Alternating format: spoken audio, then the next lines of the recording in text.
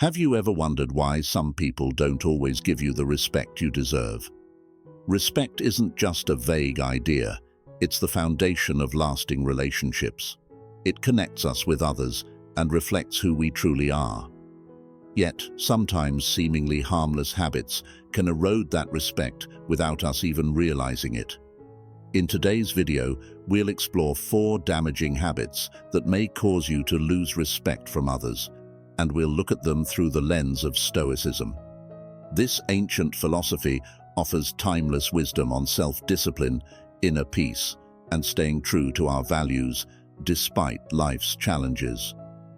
By reflecting on Stoic wisdom, we can start recognizing these habits and gradually let them go.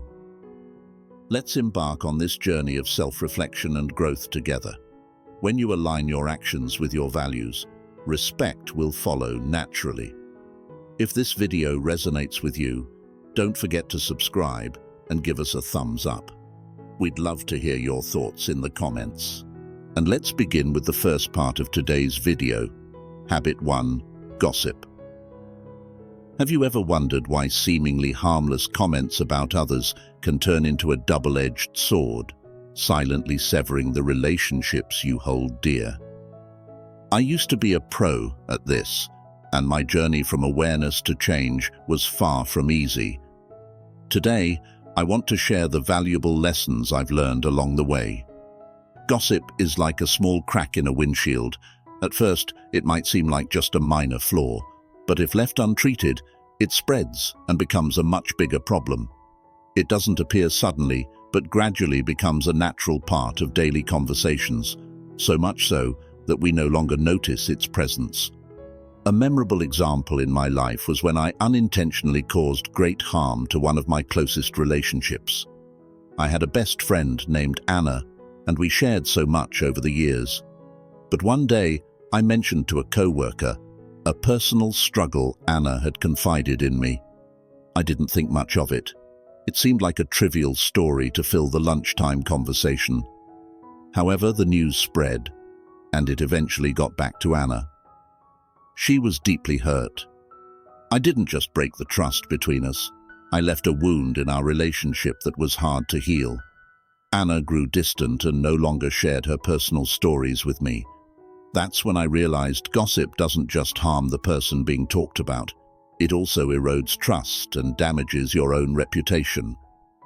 Stoic philosophy teaches us that we are what we repeatedly do.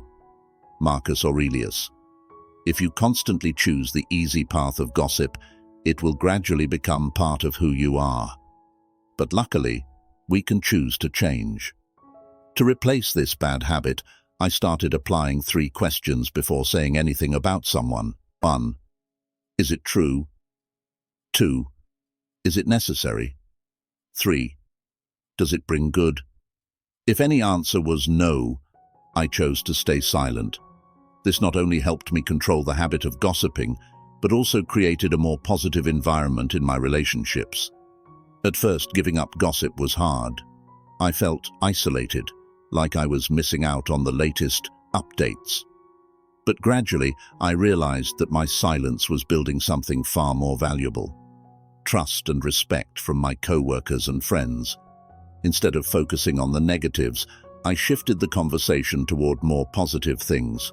For example, instead of saying, "Did you hear that John just got demoted?" I now say, "John is facing some challenges at work, but I really admire how resilient he is." A rewarding outcome was that my co-workers started trusting me more. They were no longer hesitant to share important matters with me. Meetings became more productive as we focused on solving problems rather than passing judgment on others. If you want to break the habit of gossiping, remember that it's a process. Be patient and stay committed to your goal. Every time you choose not to engage in gossip, you're helping create a more positive environment, not just for others, but for yourself too. And as you change, the world around you will change with you. Epictetus once said, "If someone tells you that a person spoke ill of you, do not make excuses about what is said, but answer, 'He obviously doesn't know my other faults.' or he would have mentioned them as well. Ask yourself, do you want to be remembered as someone who builds or someone who destroys? The answer will guide your actions. Habit 2. Being unreliable. Have you ever caused someone to lose trust in you by not keeping a promise? You may think it's just a small thing, but others' trust in you may be more fragile than you realize. Let me share a story about how I learned an important lesson about reliability and how small, seemingly harmless habits can cause big changes. Reliability sounds like a no-brainer. Who wouldn't want to be someone others can rely on? But in reality, many people unintentionally damage relationships by failing to keep their promises. When you don't follow through on commitments, you don't just lose others' trust, you also start to lose faith in yourself. The most dangerous thing is that the consequences don't show up immediately. They build up over time and quietly break relationships. By the time you realize it, it may already be too late. One time, I was given a crucial task: to prepare a section of an analysis report for my boss before a strategic company meeting. It was just a small part of a larger project, and I promised to finish it early so the boss could review it. But with work piling up and exhaustion setting in, I missed the deadline. I thought I could finish it the next morning before the meeting. However, that morning, I got stuck in traffic and arrived at the office late. The report was still incomplete. When the meeting began, my boss and colleagues had to scramble to deal with the lack of crucial information from my analysis. I could feel the disappointment in the room, and from that point on, the trust they had in me began to fade. No one said anything directly, but I noticed that I was no longer trusted with important assignments. Opportunities for promotion and bigger projects slowly slipped out of reach. Have you ever found yourself in a similar situation, where your lack of preparation not only affected your work, but caused others to suffer as well? The philosopher Marcus Aurelius once said, "Do what you said you would do. Be honest."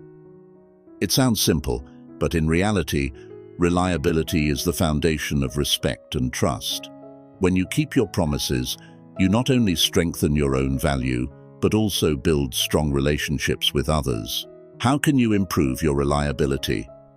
I know change is never easy, but everything starts with small steps. I tried a few strategies and noticed significant improvements in both my work and personal life. First, only promise what you know you can deliver.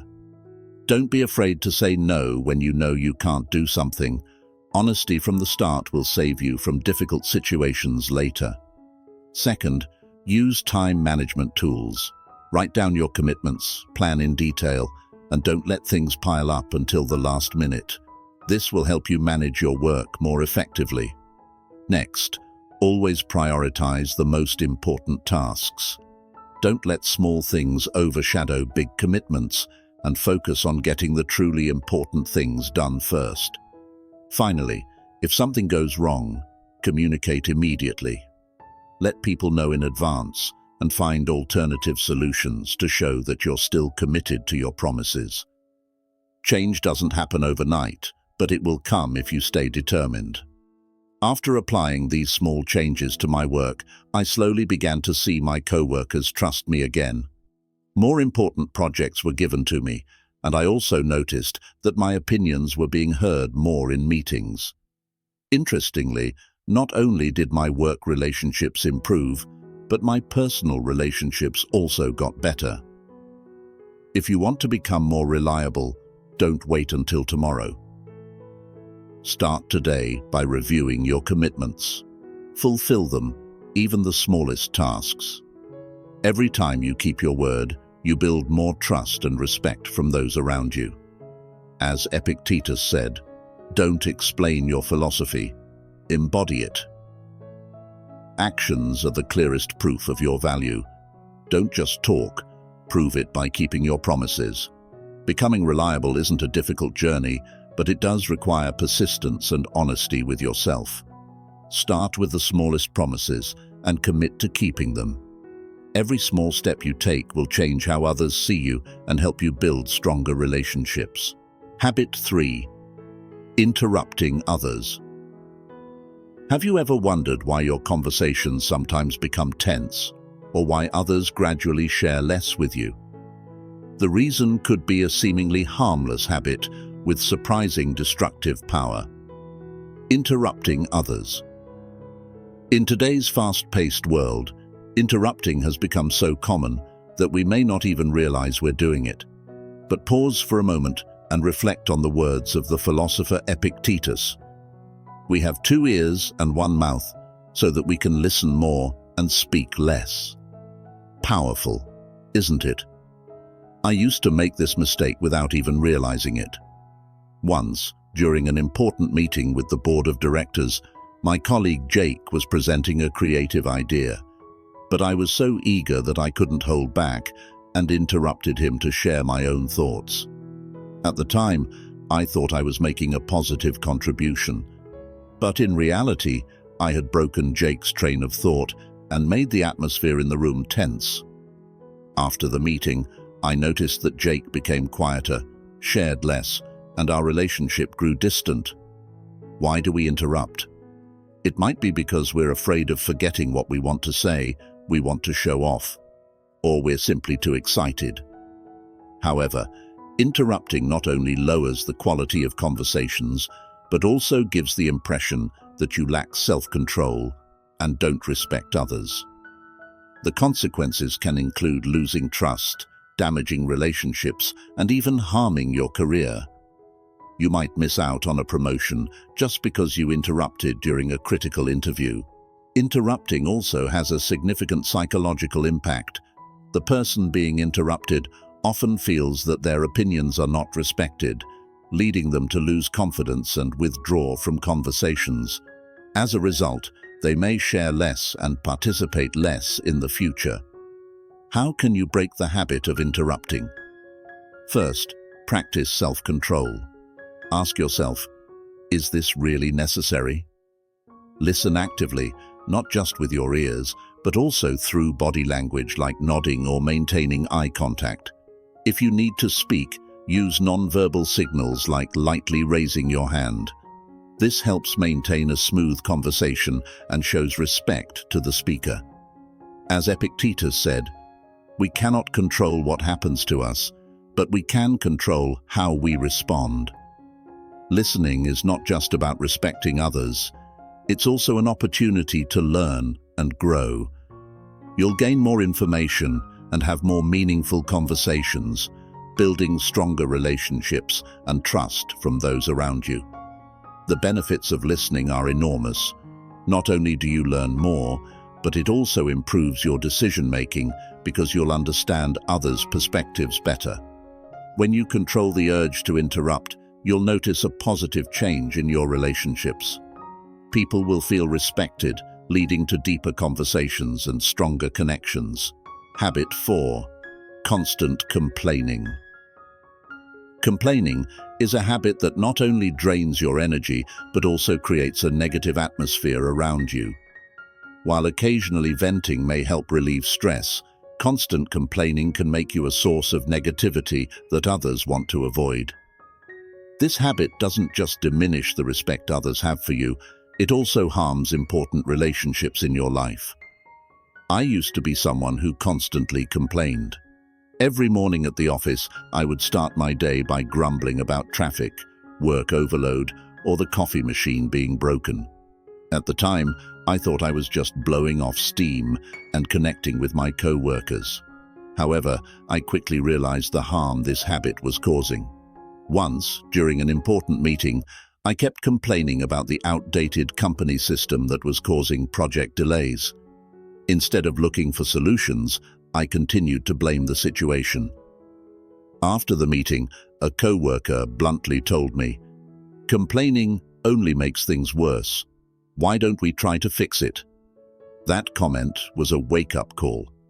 I realized that I had been creating a negative atmosphere, and my habit of complaining wasn't helping anyone. It was just making everyone feel more drained. The Stoic philosophers teach us to focus on what we can control and to accept what we cannot change. Complaining only traps us in negative thoughts instead of helping us overcome difficulties. This habit doesn't just make you feel powerless, it also makes others feel like you're always seeing things through a negative lens instead of looking for solutions. By practicing these habits daily, you'll find yourself becoming more positive and able to control your emotions, creating positive change in both your work and personal life. The shift didn't happen for me overnight, but gradually I noticed a difference. I learned to focus on solutions rather than just complaining. Those around me also noticed the positive change in my attitude. My relationships improved, and I regained the respect of my colleagues. Instead of being the person who brought everyone down, I became someone people wanted to work with and collaborate with.